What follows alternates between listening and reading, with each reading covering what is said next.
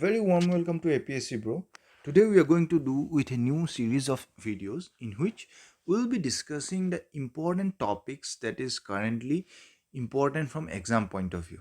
So what we'll be doing, because APSC mains is coming up, UPSC prelims is coming up, and you have to prepare yourself in the line of answer writing as well as objective. So what we are going to do is we'll be picking up important topics and we'll be discussing the topic in the form of mains answer writing, and in the end of the video we'll be discussing certain MCQ questions which will be useful for you for any preliminary examinations MCQ based. So we are going to solve both the issues with one video, that is mains answer writing as well as MCQ related to that topic. For the first video of this series, we have picked up the most important global issue that is, or topic that is currently in vogue, that is G20 summit, and what is the role of G20 in global politics. So we'll be discussing it in the form of mains answer writing. So whenever you will get a question on G20 and India's presidency, you might get questions like this, like discuss the significance of G20 presidency of India and its role in global politics. Okay, or they can twist the question and ask it in a more complicated way, like how can the G20 foster greater inclusivity and responsiveness to the needs of emerging economies and vulnerable populations, and what role can India play in shaping a more equitable and sustainable global order.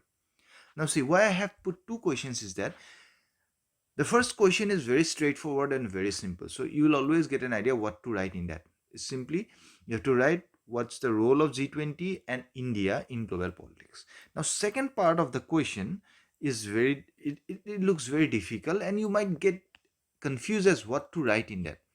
But if you see the crux of both the questions, they both ask you the same thing.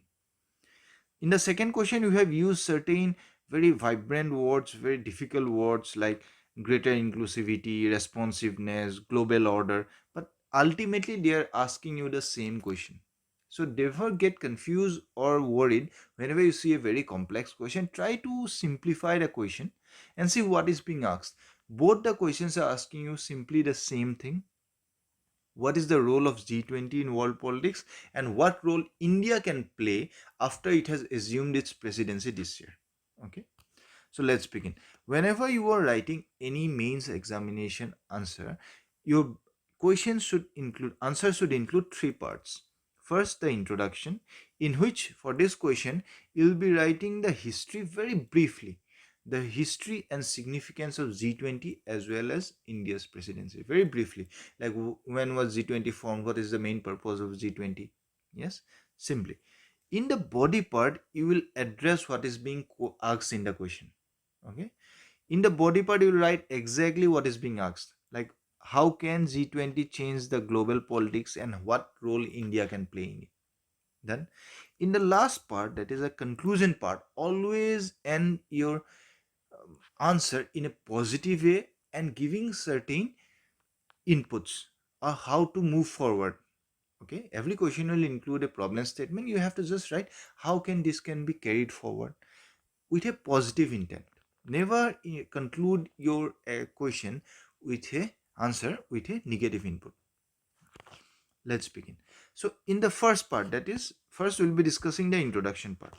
In the introduction part, you have to simply write the history of G20. Okay, now the first G20 summit was held in 2008 in Washington DC. Why was G20 formed? It was formed because people were disappointed. The formation of G20 is inseparable from the disappointment of the international community over the failure of G7. Now, when the world community saw that G7 and other forums have failed, so G20 was formed in order to discuss global economic and financial issues.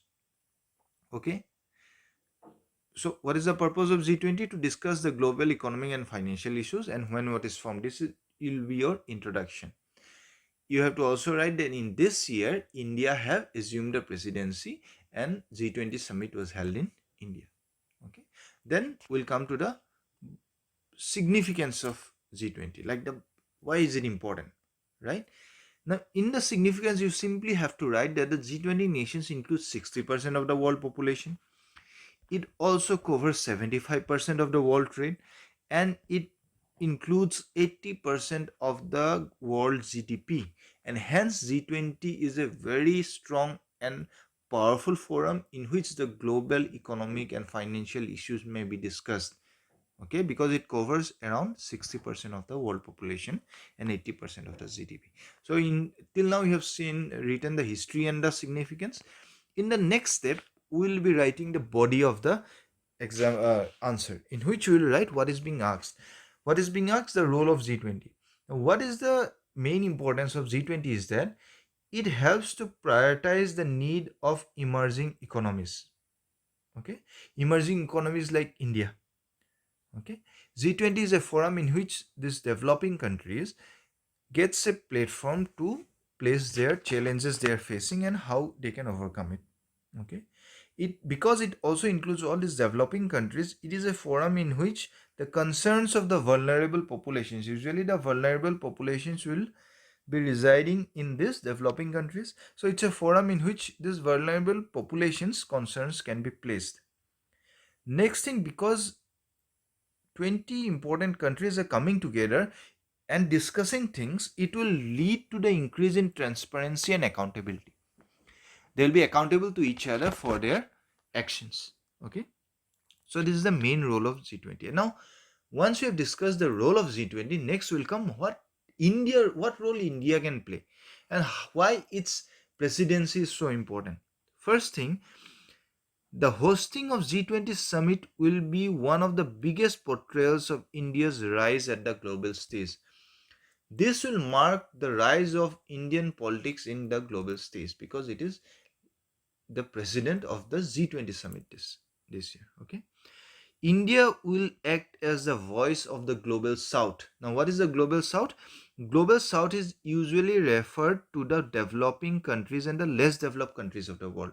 Now, because India itself is a developing country, now when it is the president of G20, it can place or it can represent the global south, that is the developing countries, and place all the important problems that these developing countries are facing. Next, because recently there are a lot of West and Russian tensions, Russian and Ukraine war, through this presidency, India can assume as a peacemaker. It can assume the role of a peacemaker through this summit to settle the disputes that are getting developed in the global scenario. Because India's importance will increase after this in the global politics, it will help India to deal with the problems it has with China more strongly. Okay. Next, it can raise the global issues which affect developing countries. The same point. Okay. So this is the role that India can play in the after in the G20 and the global scenario after it has assumed the presidency. Okay, now briefly write about what is the include what the presidency of India, it is trying to portray. Now if you see the logo of India, it includes the whole world. That means India is trying to include inclusivity of the whole world. Yes, and the uh, message that we are trying to portray or deliver to the world is one earth, one family, and one future. So we are trying to make the whole global population into one family, and we are trying to portray that we are one family, that is inclusivity. So if you have to grow, we have to grow together. So if we have problems, we have to solve it together. So this is the message that India is trying to portray through the G20 summit this year, after it has assumed the presidency. And hence you can write that how it is trying to inculcate the basic Indian values into the global politics through this summit. Okay, so the art in the logo reflects India's pro-planet approach to life, one in perfect harmony with nature. Okay, so these are the messages that India is trying to portray through its presidency this year. So you can write briefly on this.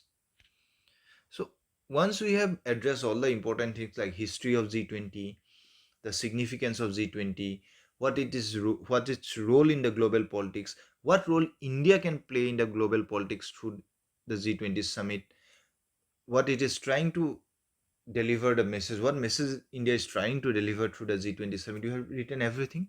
Now, finally, you have to conclude your answer with a very positive note. So, what you can write is India can contribute to this goal by championing the needs of developing and emerging countries, promoting inclusive growth, advocating for climate change mitigation and adaptation, strengthening transparency and accountability, and promoting technology transfer. By working together with the other G20 nations, India can help to build a more equitable and sustainable world for all. So you are delivering how we can move forward, and then also ending it with a positive note that India can help to build a more equitable and sustainable world for all. So this is the main answer writing practice from the important G20 topic. Now we'll be discussing briefly on 2 or 3 questions on MCQ that can be asked from G20. Like, what is the theme of this year's G20 summit? We have already discussed. This is one earth, one family, and one future. Next question. The term Sherpa is related to which organization? NATO, G20, UN, UNICEF. The answer is G20. The Sherpa are usually the nations representative of the 20 nations of G20, which basically does the work of taking forward the summit. Like, they do the main planning and all the important stuff for where the summit will be, what are the topics that will be discussed, how the discussions will be carried out. So those representative of the nations are called Sherpa. Okay, usually you get the term Sherpa from the guides, mountaineering guides. When you go to Nepal and Mount Everest, so you will get a form of guide, local guides, which are called Sherpa. Similarly, the nation's representative in G20 summit guides the entire summit, and hence it is called Sherpa. Okay, so these are the questions that you have discussed on G20. I hope this video will be very helpful for you for both prelims and mains of any civil services examination. Like and subscribe our channel. Share the links with your friends so that we get more support and we get more encouragement to help you better. Thank you so much.